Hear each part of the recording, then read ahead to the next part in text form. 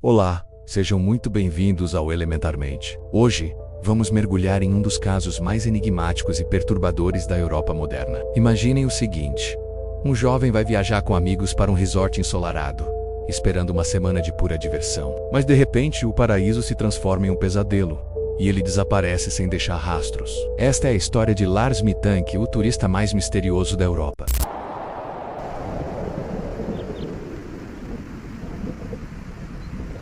Julho de 2014, Lars Mittank, um alemão de 28 anos, decide que é hora de relaxar. Ele e um grupo de amigos escolhem Golden Sands, um famoso balneário em Varna, na Bulgária. O plano era simples: praia, festas e memórias inesquecíveis. Para Lars, que trabalhava em uma usina de energia e tinha uma vida tranquila em Marne, na Alemanha, essa era a pausa perfeita. Seus amigos o descreviam como um cara normal, sociável e sem histórico de problemas mentais. A primeira parte da viagem foi exatamente como planejado. Eles aproveitaram o sol, frequentaram os bares e viveram a típica experiência de férias. Tudo parecia perfeito. Mas na última noite, o destino daquela viagem mudou para sempre. A noite antes do voo de volta começou como qualquer outra. O grupo foi a um bar para comer algo. Lá, Lars, que era torcedor do Werder Bremen, começou a conversar sobre futebol com alguns outros turistas. A conversa, que começou amigável, logo se transformou em uma discussão acalorada com um grupo de torcedores do time rival, o Bayern de Munique. A situação escalou rapidamente. Quando seus amigos saíram do bar, Lars ficou para trás. Pouco depois, ele encontrou-se sozinho e envolvido numa briga física com 4 homens. Ele não entrou em detalhes sobre o que aconteceu, mas o resultado foi um tímpano perfurado e uma lesão na mandíbula. Um golpe doloroso, mas que, à primeira vista, não parecia ser algo que mudaria sua vida. No dia seguinte, o grupo foi para o aeroporto. Lars, sentindo dor no ouvido, decidiu passar por um médico antes de embarcar. O diagnóstico foi preocupante. O médico aconselhou-o a não voar. A mudança de pressão na cabine do avião poderia agravar a lesão no tímpano, causando complicações sérias. Os amigos de Lars ofereceram-se para ficar com ele, mas ele insistiu para que fossem. Ele disse que ficaria bem, que pegaria um ônibus para casa no dia seguinte e que eles não precisavam de se preocupar. Com relutância, eles concordaram e embarcaram de volta para a Alemanha. Lars Mittank estava agora sozinho na Bulgária. E foi nesse momento que a realidade começou a distorcer-se. Sozinho, Lars encontrou um hotel barato perto do aeroporto. O Hotel Color. A partir daqui, seu comportamento começou a mudar de uma forma drástica e assustadora. Ele ligou para sua mãe, Sandra Mittank, e o que ele disse deixou-a em pânico. Em um tom sussurrado e apavorado, ele pediu que ela bloqueasse os seus cartões de crédito. Ele dizia que o hotel era estranho e que não se sentia seguro ali. Contou que 4 homens o estavam seguindo, os mesmos da briga, e que ele tinha se escondido. A ligação foi interrompida abruptamente. Sandra, desesperada, tentou ligar de volta, mas Lars não atendeu.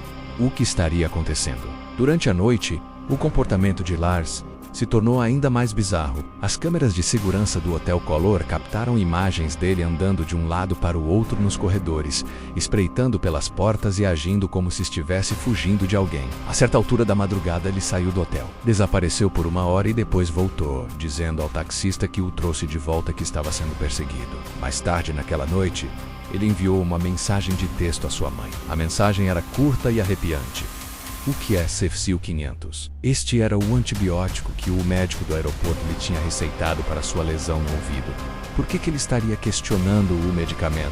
Estaria ele pensando que estava sendo envenenado? A paranoia parecia estar a tomar conta de cada pensamento seu. Na manhã de 8 de julho de 2014, o dia do seu desaparecimento, Lars parecia ter um plano: voltar para casa. Ele ligou novamente para sua mãe, mais calmo desta vez, e disse que estava no aeroporto de Varna. Ele tinha ido lá para consultar o médico do aeroporto na esperança de obter autorização para voar. Sandra sentiu um breve alívio. Parecia que finalmente ele estava prestes a voltar para a segurança do seu lar. Ela comprou-lhe um bilhete de ônibus e um bilhete de avião, para garantir que ele tivesse opções. Tudo o que Lars precisava fazer era passar pela consulta médica. Lars entrou no consultório do Dr. Kostov. A consulta parecia normal. O médico confirmou que a sua condição o impedia de voar e começou a preencher a papelada. Lars parecia preocupado, mas colaborativo.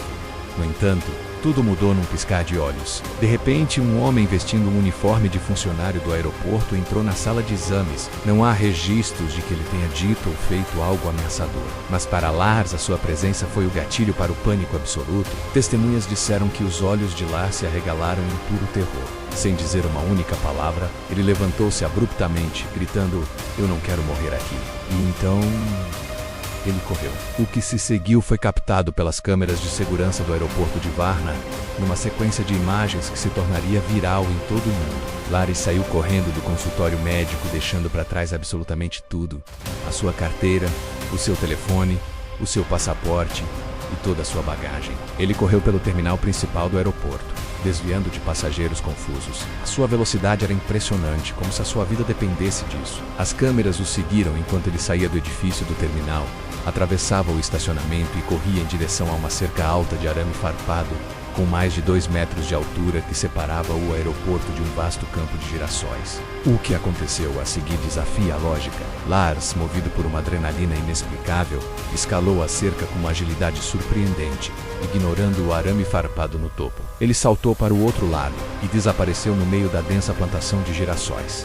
Essa foi a última vez que Lars Mittank foi visto. As câmeras de segurança gravaram a sua fuga desesperada para o nada. Ele simplesmente evaporou. A polícia búlgara, alertada pela mãe de Lars e pelas autoridades do aeroporto, lançou uma busca massiva. Usaram cães, drones e helicópteros com câmeras térmicas. Vasculharam os campos de girassol, as florestas próximas e as áreas circundantes. Mas não encontraram absolutamente nada. Nenhum corpo, nenhuma peça de roupa, nenhum vestígio. Era como se ele tivesse sido engolido pela terra. Desde então, o mistério só se aprofundou, dando origem a inúmeras teorias. A primeira e talvez a mais plausível é que Lars sofreu um surto psicótico agudo. O trauma da briga, combinado com a dor da lesão no ouvido, a sensação de estar sozinho num país estrangeiro e, possivelmente, os efeitos secundários do antibiótico que ele hesitou em tomar, poderiam ter desencadeado um episódio de paranoia severa. A sua crença de que estava a ser perseguido, o seu medo irracional e a sua fuga desesperada se encaixam nesse perfil. Ele poderia ter fugido para a floresta e, desorientado, ter sucumbido aos elementos ou sofrido um acidente fatal. Mas se fosse esse o caso, por que nunca encontraram o seu corpo? A segunda teoria é mais sinistra e alinha-se com o medo que o próprio Lars expressou. Ele estava realmente a ser perseguido. Segundo esta linha de pensamento, a briga no bar não foi um incidente isolado. Talvez Lars tenha visto ou ouvido algo que não devia. Talvez ele tenha se envolvido com pessoas perigosas ligadas ao crime organizado, que é conhecido por operar em resorts turísticos como Golden Sands. Os homens que ele acreditava estarem o seguindo poderiam ser reais. A sua fuga do aeroporto não teria sido um ato de paranoia, mas uma tentativa desesperada de escapar de uma ameaça genuína. Se assim for, o seu desaparecimento pode ter sido um sequestro ou algo ainda pior. Essa teoria explicaria por que o seu corpo nunca foi encontrado, mas carece de provas concretas. Quem eram os seus perseguidores e por que o queriam? Uma terceira teoria, ainda mais complexa, sugere que Lars pode ter sofrido uma lesão cerebral durante a briga. Um golpe na cabeça poderia ter causado um hematoma ou uma concussão que não foi diagnosticada. Esse tipo de lesão pode levar a mudanças de comportamento drásticas, incluindo paranoia, confusão e agitação, sintomas muito semelhantes aos que Lars demonstrou. A sua percepção da realidade poderia ter sido alterada pela lesão, fazendo-o acreditar que estava em perigo. Nesta condição, ele poderia ter fugido e se perdido, incapaz de pedir ajuda ou de se orientar. Essa teoria combina elementos médicos e psicológicos, oferecendo uma explicação convincente para sua mudança súbita de comportamento. Apesar de todas as investigações, avistamentos não confirmados e apelos desesperados da sua família, o caso de Lars Mittank continua a ser um mistério completo. A sua mãe, Sandra, nunca desistiu de procurar. Ela mantém uma página no Facebook dedicada a encontrá-lo, partilhando informações e mantendo a esperança viva. O vídeo da sua fuga no aeroporto foi visto milhões de vezes, transformando um drama familiar privado num dos maiores enigmas da era da internet. O que realmente aconteceu naquele campo de girassóis? Foi um colapso mental trágico? Uma fuga de um perigo real ou algo que ainda nem conseguimos imaginar? A verdade, infelizmente, parece ter desaparecido juntamente com Lars.